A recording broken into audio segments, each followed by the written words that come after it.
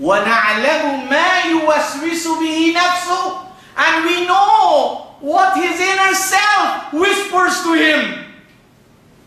So this shaitan is not your neighbor's black dog. It's not some kind of woman you don't like. It's not some kind of donkey. It's not some kind of rooster that crows in the morning. It's not some kind of spooky being that you want to use as a scapegoat for your underdevelopment and stagnation and listlessness. The shaitan is the energy that is at human reach that brings negative thoughts, negative suggestions, negative vibes, negative urges, brings laziness to us, brings backwardness, sleep over it, brings stagnation. Don't worry, change. Why are you going to change now? Everybody's going to look at you and say, you change now? How are you going to change? Your neighbor going to say why you change. Your mother going to say why you change. Your father's going to question why you change. Your relatives going to question, look at him. This is the challenge.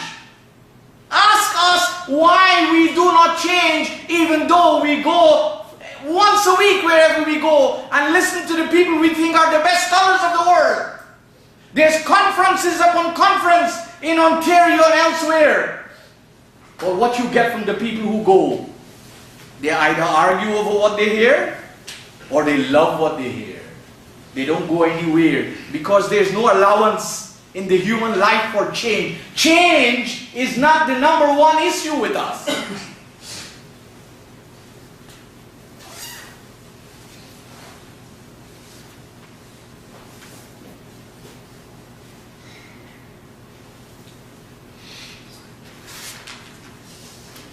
One of the things that's always confronting me and you, that we can't run away from it, we've got to deal with it, is the way people dealt with the message when they heard it. And you need to understand that Arabia, when the Prophet came to Makkah, al-Qura, when he came to al-Qura, the mother of all cities, these people were not without religion, they had religion. Don't ever believe that the Arabs didn't have religion. If you say that, you don't know history. They had religion. The Arabs had religion. The Persians had religion. The Greeks had religion. The Romans had religions. And remnants of their religion is with us in our society. Remnants of Greek religion, Roman religion, Persian religion, Arab religion are with us. You hear the word I use? Religion. You will notice this word doesn't exist in the Qur'an. Qur'an speaks of deen, which is not religion, which is a system of life where your whole energy, as we say in English, your heart, your soul, your mind and your might are put into it. So when this prophet, like all other prophets, when they came and told their community, give up what you are doing, give up what your dear fathers and mothers are doing, here's the response. وَإِذَا قِيلَ لَهُمُ اتَّبِعُوا مَا أَنزَلَ اللَّهُ. And when it is said to them, اتَّبِعُوا, follow, Ma, whatsoever, anzal Allah, whatever Allah has revealed, qalu, bal, they say no way. You say, bal nattabi'u ma alfayna alayhi aba'ana. We will follow what we found our fathers and grandfathers and mothers and grandmothers doing.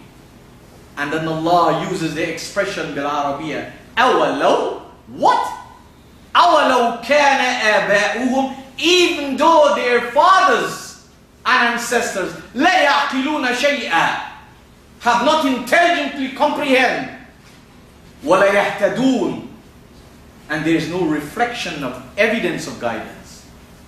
And this is the challenge for you. Don't think, some people want to say, oh, this verse was revealed about the kafirs of Makkah and Medina, there's no evidence for that in the Qur'an.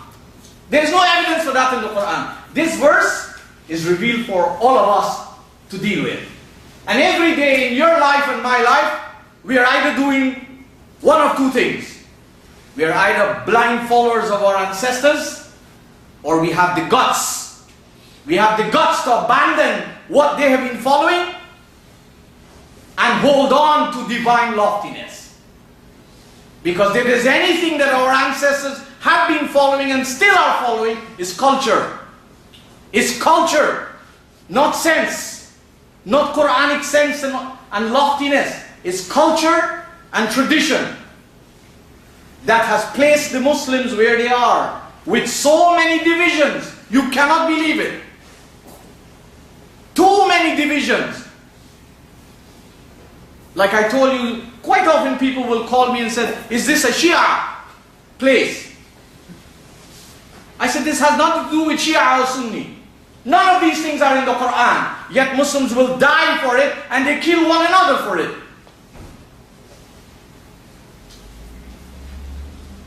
So we see, Allah tells us in the Qur'an in chapter 6, Surah Al-An'am, He tells us what we need to do. He says, وَإِن تُطِعْ أَكْثَرَ مَنْ فِي الْأَرْضِ يُضِلُّوكَ عَنْ سَبِيلِ اللَّهِ.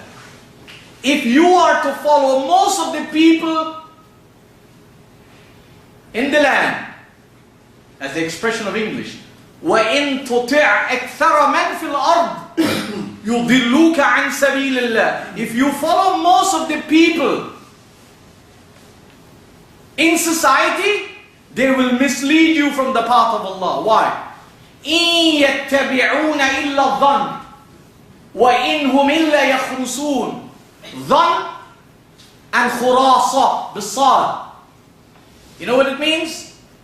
It means baseless conclusions, conjectures, fabrications, lies, opinions, ideas. As we say in Guyanese culture, them say and we say.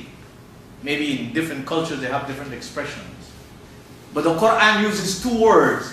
إِن يَتَّبِعُونَ إِلَّا الظَّنَّ وَإِنْهُمْ إِلَّا يَخْرُصُونَ. Because people who abandon divine loftiness, divine guidance, which is one book, which is the challenge of Muslims. Because if you deal with the average Muslims and you have a dialogue with any young man, or any young woman, or the mother or the father, what you confuse with? They don't really know where they stand, and where they get what they get from. They're just regurgitating words that are passed on to them, because they themselves generally have not studied. So the Qur'an is saying to us, we need to stick to divine guidance. You are not asked to follow me, and I am not asked to follow you. You are asked, out of courtesy and thank you for listening to me, but to think over what I've said. To use the reference that I give you. Go and study the tools. Acquire the tools. This Qur'an is bil-Arabiyya. La bil-Farsiyya wa la Urduyya. It's not in any of those languages. Study the Arabic language and study the context of the textbook and sit down and talk about it. This is what we should talk about. And the main mathematical fact is that this Qur'an came to take people out of the gutters and take the gutters out of them. This Qur'an came to take people out of the gutters and came to take the gutters out of them. It didn't come to take them out of the gutters and leave the gutters in them. What I mean by that, geographical migration will not necessarily help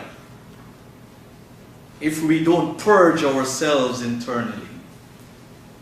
And if you look at the original verses that came to the Prophet,